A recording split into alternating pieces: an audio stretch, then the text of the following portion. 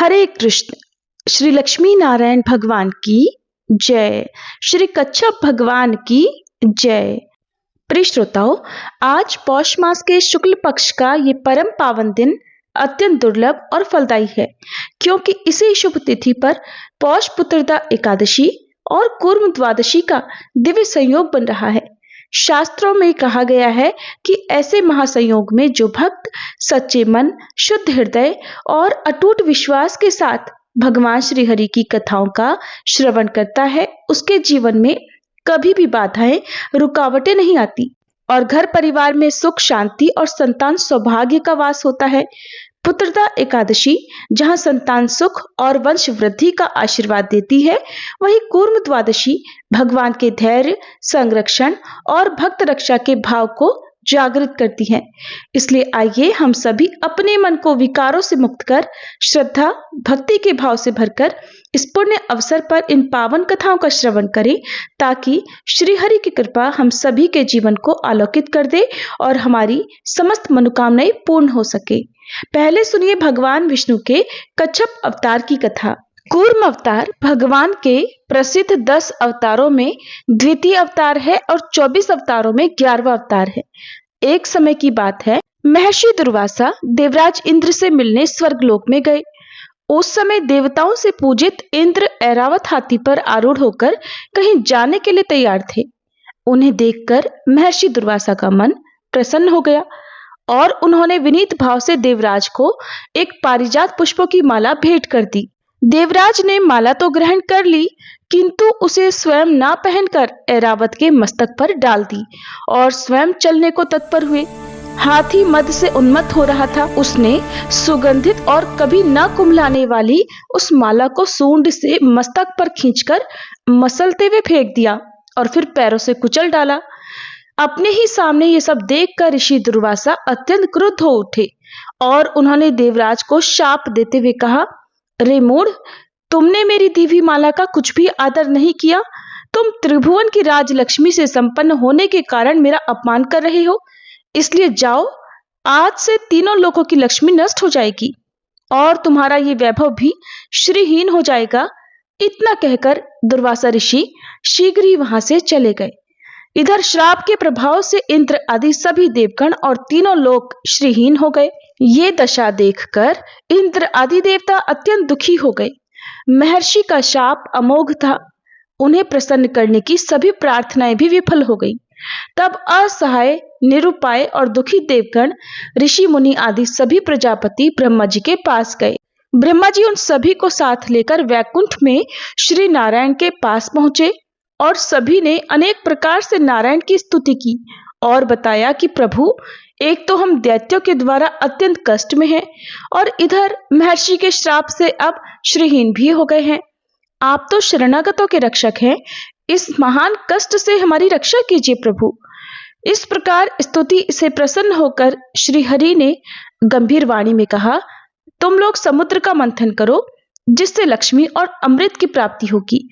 अमृत को पीकर तुम सभी अमर हो जाओगे और तब दैत्य तुम्हारा कुछ भी अहित नहीं कर सकेंगे। किंतु ये अत्यंत दुष्कर कार्य है। इसके लिए तुम असुरों को अमृत का प्रलोभन देकर उनके साथ संधि कर लो और दोनों पक्ष मिलकर समुद्र मंथन करो। ऐसा कहकर प्रभु अंतर्ध्यान हो गए। तब प्रसन्नचित इंद्रादि देवों ने असुर राज बलि और उनके प्रधान नायकों को अमृत का प्रलोभन देकर सहमत कर लिया। मथाने के लिए मंद्राचल पर्वत का सहारा लिया और वासुकी नाग की रस्सी बनाकर सिर की ओर दैत्यों ने तथा पूंछ की ओर देवताओं ने पकड़कर समुद्र का मंथन आरंभ कर दिया। किंतु अथाह सागर में मंदरगिरी डूबता हुआ रसातल में धंसने लगा। ये देखकर अचिंत्य शक्ति संपन्न लीला अवतारी भगवान श्री हरि ने कूर्म रूप धारण कर मंदराचल पर्वत अपनी पीठ पर धारण कर लिया और भगवान कूर्म की विशाल पीठ पर मंदराचल अब तेजी से घूमने लगा और इस प्रकार समुद्र मंथन संपन्न हुआ। ये थी भगवान के कच्छप अर्थात कूर्म अवतार की कथा। सभी प्रेम से बोलिए कच्छप भगवान की जय। श्री लक्ष्मी नारायण भगवान की जय।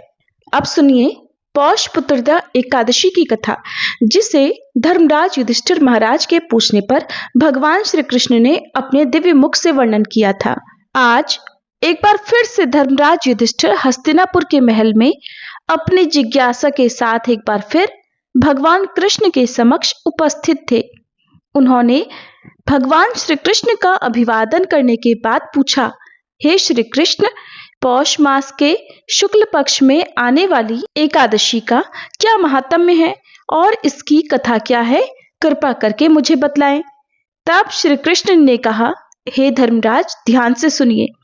पौष मास के शुक्ल पक्ष की एकादशी को पौष पुत्रदा एकादशी के नाम से जाना जाता है और इसके जैसी शुभ तिथि त्रिलोक में और कोई भी नहीं है। प्राचीन काल में भद्रावती नगरी में राजा सुकेतुमान राज्य करते थे। उनकी रानी का नाम चंपा था। हर धर्म का पालन करने के बाद भी राजा और रानी दोनों कई वर्षों तक निसंतान रहे। उनके वंश को आगे बढ़ाने वाला कोई भी नहीं था। यही कारण था कि राजा और रानी बहुत दुखी थे और हमेशा चिंता में डूबे रहते थे। लेकिन हे युधिष्ठिर, यहाँ सिर्फ राजा और रानी ही दुखी नहीं थे, अपितु राजा के पितर भी अपने वंश में वृद्धि में आ रही बाधा से दुखी थे और वह आपस में बात करते थे कि हम अभागों के भाग्य में अपने वंशजों से तर्पण का सुख पाना ही नहीं लिखा है। एक दिन दुखी होकर राजा बिना किसी को बताए घने वन में चले गए। वन में जहां तहां उन्हें शेर, भालू और हिरण जैसे अनेक जंगली प्राणी दिखाई दे रहे थे। कहीं दूर से शियार की बोली भी कानों में पड़ रही थी। पक्षियों का कलरव उस घने जंगल में गूंज रहा था। ये देखकर राजा कुछ देर के लिए अपना दुख भूल गए। थोड़ी देर में राजा को प्यास सताने लगी। बहुत ढूंढने के बाद राजा को एक सरोवर दिखाई दिया जिसके पास में बहुत से ऋषि मुनियों के आश्रम थे। वे सभी ऋषि विश्वदेव थे। राजा वहां पर चल दिए। वहां जाते जाते राजा को ऐसा आभास हो रहा था कि कुछ शुभ होने वाला है। राजा ने उस सरोवर के पास पहुंचकर पहले जल पिया और फिर मुनियों की शरण में पहुंच गए। राजा सुकेतुमान ने सभी मुनियों को हाथ जोड़कर नमन किया और फिर अपना दुख उन्हें कह सुनाया।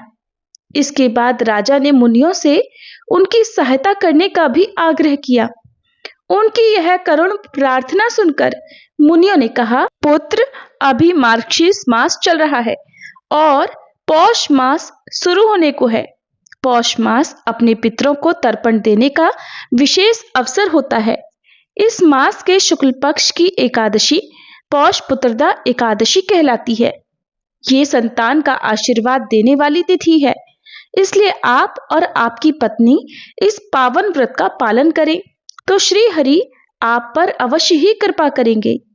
मुनियों से यह सुनकर राजा ने उन्हें बारंबार प्रणाम किया और महल की ओर चल दिए। महल पहुंचकर उन्होंने राजा को सारी बात बताई। अगले माह में जब पौष पुत्रदा एकादशी की तिथि आई, तब राजा और रानी ने पूरे समर्पण के साथ विधिवत इस व्रत का पालन किया और द्वादशी पर पूजा करने के बाद पारण किया।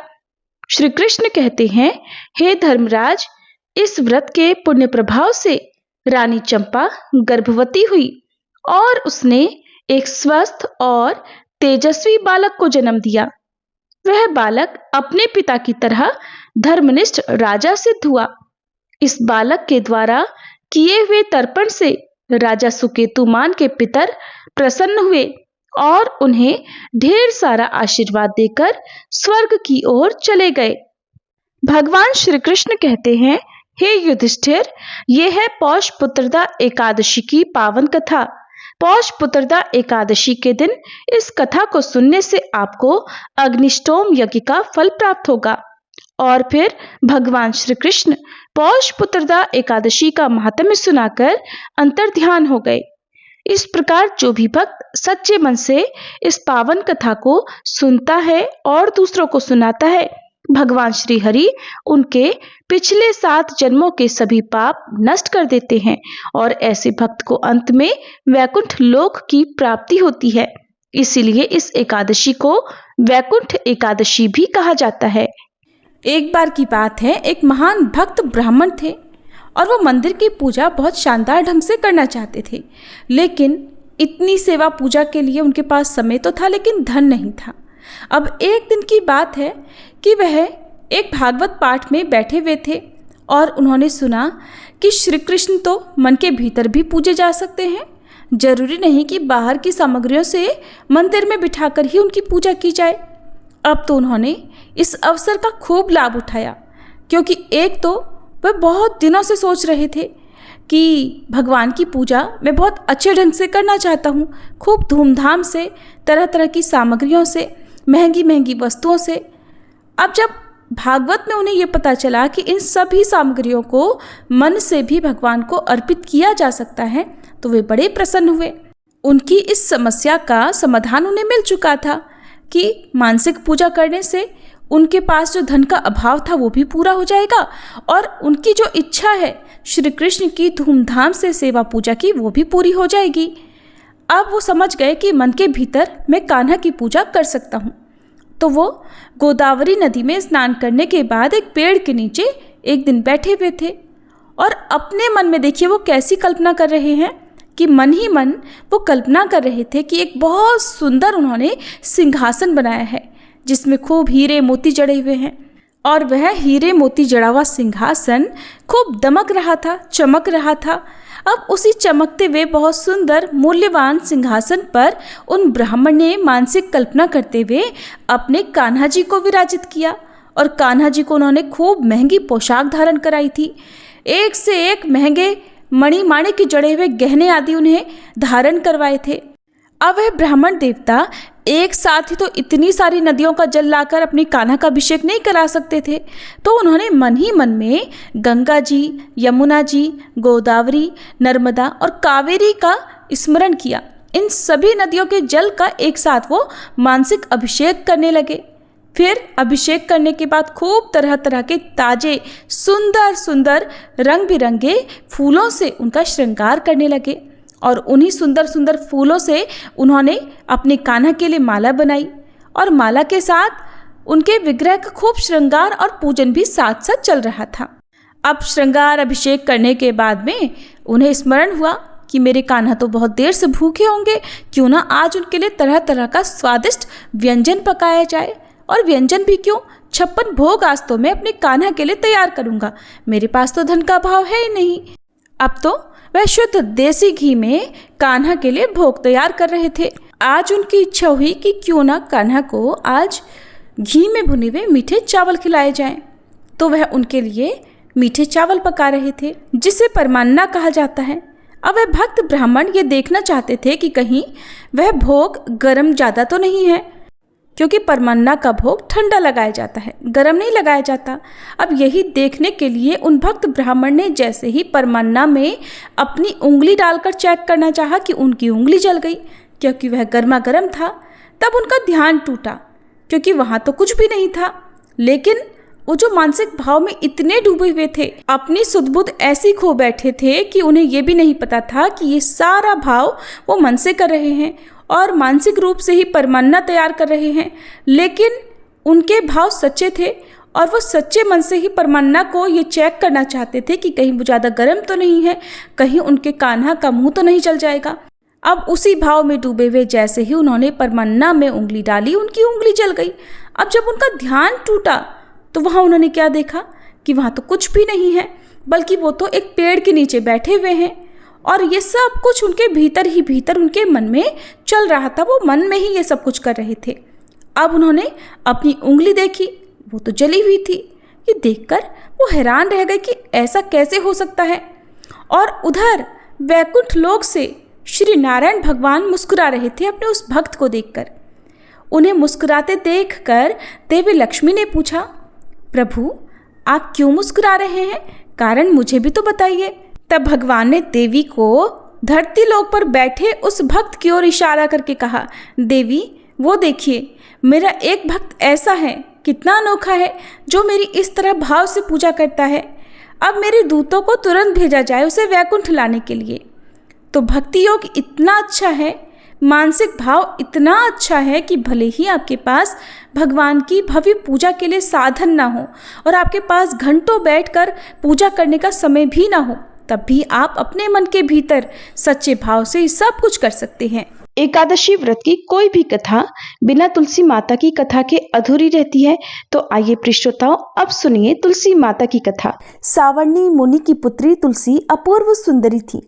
उनकी इच्छा थी कि उनका विवाह भगवान नारायण के साथ हो। इसके लिए उन्होंने नारायण पर्वत की घाटी में स्थित बद्री वन में घोर तपस्या की। दीर्घ काल तक तपस्या के बाद ब्रह्मा जी ने प्रसन्न होकर उन्हें दर्शन दिए और वर मांगने को कहा। तब तुलसी जी ने कहा, हे सृष्टिकर्ता ब्रह्मदेव, आप अंतर्यामी हैं, सबके मन की बात जानते हैं। फिर भी मैं आपको अपनी इच्छा बताती हूँ। मैं चाहती हूँ कि भगवान श्री नारायण मुझे पति रूप में मिले। तब ब्रह्मा जी ने कहा, तुम्हारा अभीष्ट तुम्हें अवश्य मिलेगा। अपने पूर्व जन्म में किसी अपराध के कारण तुम्हें शाप मिला है। इसी प्रकार भगवान श्री नारायण के एक पार्षद को भी दानव कुल में जन्म लेने का शाप मिला है। दानव कुल में जन्म लेने के बाद भी उसमें नारायण का अंश विद्यमान रहेगा। इसलिए इस जन्म में पूर्व जन्म के पाप के शमन के लिए संपूर्ण नारायण तो नहीं, नारायण के अंश से युक्त दानव कुल में जन्मे उस शापग्रस्त पार्षद से तुम्हारा विवाह होगा। शाप मुक्त होने पर भगवान श्री नारायण सदा सर्वदा के लिए तुम्हारे पति हो जाएंगे। तब तुलसी जी ने श्री ब्रह्मा जी के इस वर को स्वीकार कर लिया, क्योंकि मानव कुल में जन्म के कारण उन्हें मायावी भोग तो भोगना ही था। अब तुलसी बद्रीवन में ही रहने लगी। नारायण का वह पार्षद दानव कुल में शंखचूर्ण के नाम से पैदा हुआ। कुछ समय के बाद वह भ्रमण करता हुआ बद्रीवन में आया। यहाँ तुलसी जी को देखते ही वह उन पर मुग्ध हो गया। तुलसी जी के सामने उसने अपने साथ विवाह करने का प्रस्ताव रखा। इतने में ही ब्रह्मा जी वहाँ आ गए और तुलसी जी से कहा, तुलसी, शंखचूर्ण को देखो, कैसा देवोपम इसका स्वरूप है। दानव कुल में जन्म लेने के बाद भी लगता है मानो इसके शरीर में नारायण का वास हो। तुम प्रस्ताव को सहर्ष स्वीकार कर लो। तुलसी जी को भी लगा कि उनकी तपस्या पूर्ण हुई, उन्हें इच्छित फल मिला है। इस प्रकार शंखचूर्ण के साथ उनका गांधर्व विवाह हो गया और वह शंखचूर्ण के साथ उसकी पत्नी बनकर महल में आ गई। शंखचूर्ण ने अपनी परम सुंदरी सती साध्वी पत्नी तुलसी के साथ बहुत दिनों तक राज्य किया। उसने अपने राज्य का इतना विस्तार कर लिया कि देवलोक तक उसके अधिकार में आ गया। स्वर्ग का सुख भोगने वाले देवताओं की दशा अब दयनीय हो गई।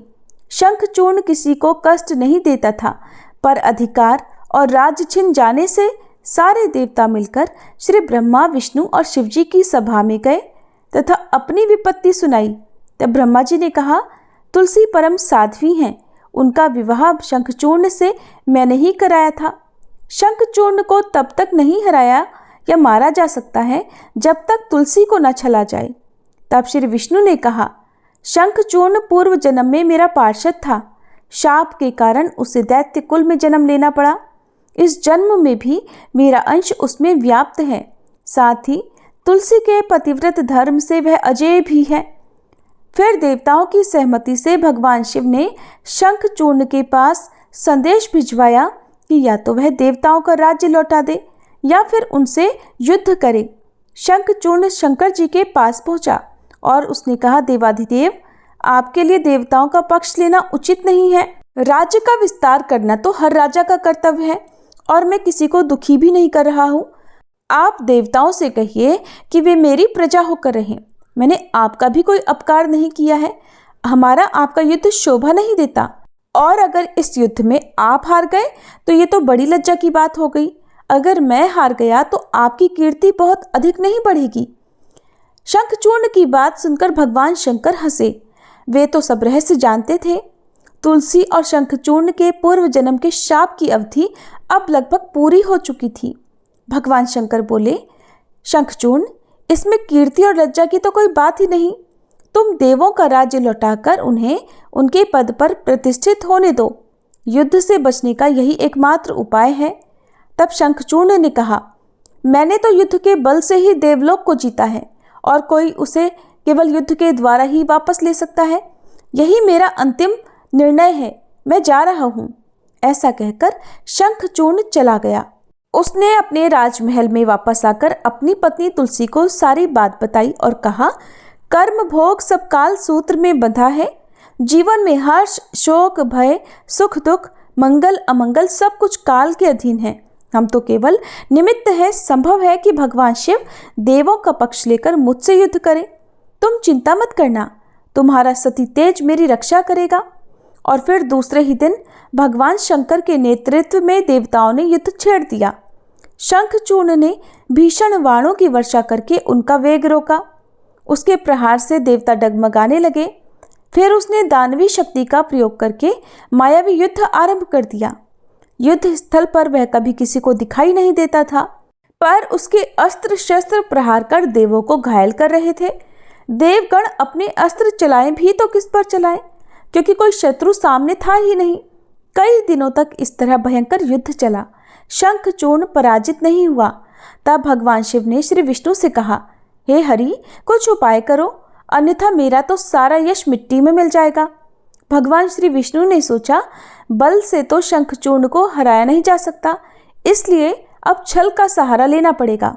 उन्होंने तुरंत अपना स्वरूप शंखचूर्ण जैसा बनाया और अस्त्र शस्त्र से सुसज्जित होकर वे महल में तुलसी जी के पास आए और बोले, प्रिय, मैं युद्ध जीत गया। सारे देवता भगवान शंकर समेत हार गए। इस खुशी में आओ, मैं तुम्हें अंक से लगा लूं। पति को प्रत्यक्ष खड़ा देख और विजय का समाचार सुनकर वह दौड़कर मायावी शंखचूर्ण के गले से लिपट गई। इस प्रकार पति पत्नी दोनों ने आलिंगन होकर खूब आनंद मनाया। इधर पराये पुरुष के साथ इस प्रकार के व्यवहार से तुलसी का सती तेज नष्ट हो गया। उनका सती तेज जो शंखचूर्ण की कवच के रूप में रक्षा कर रहा था, वह कवच नष्ट हो गया। अब युद्ध के मैदान में इधर शंखचूर्ण शक्तिहीन हो गया। ये जानते ही भगवान शंकर ने अपने त्रिशूल से उस पर प्रहार कर दिया। त्रिशूल के लगते ही शंखचूर्ण जलकर भस्म हो गया। शंखचूर्ण के मरने को जानकर अब श्री विष्णु अपने असली स्वरूप में आ गए। सामने अपने पति शंखचूर्ण के स्थान पर भगवान विष्णु को खड़ा देखकर तुलसी बहुत आश्चर्यचकित हुई। अब उन्हें पता लग गया कि स्वयं नारायण ने उसके साथ छल किया है। तब क्रोध में आकर उन्होंने शाप दिया कि एक सती स्त्री का सतीत्व भंग करने के अपराध में आप हृदयहीन पत्थर हो जाओ। तब भगवान श्री विष्णु ने तुलसी जी के शाप को शिरोधार्य करते हुए कहा, देवी, तुम्हारे और शंखचूर्ण के कल्याण के लिए ही मुझे ऐसा करना पड़ा। तुम दोनों को शाप मुक्त करना था। तुम भी अब शरीर त्याग कर तुलसी बिरवा के रूप में जन्म लोगी और मेरी पूजा तुलसी दल से होगी। मैं शालिग्राम पत्थर बनूंगा। मेरे शीश पर तुम सदैव आदर से विराजमान होगी। तुम्हारे पति की हड्डियों के चूर्ण से शंख की उत्पत्ति होगी। उस शंख ध्वनि से देवताओं और मेरी पूजा आराधना होगी। जहाँ शंख ध्वनि होगी वहाँ सदैव मैं मंगलमय विराजमान रहूंगा। तुमने पूर्व जन्म में बद्रीवन में मुझे पाने के लिए बड़ी कठिन तपस्या की थी। अब अगले जन्म में मैं नारायण प्रस्तर के रूप में बद्रीनाथ वन में स्थापित होऊंगा और मेरी पूजा अर्चना फल फूल से न होकर तुम्हारे तुलसी दल से होगी।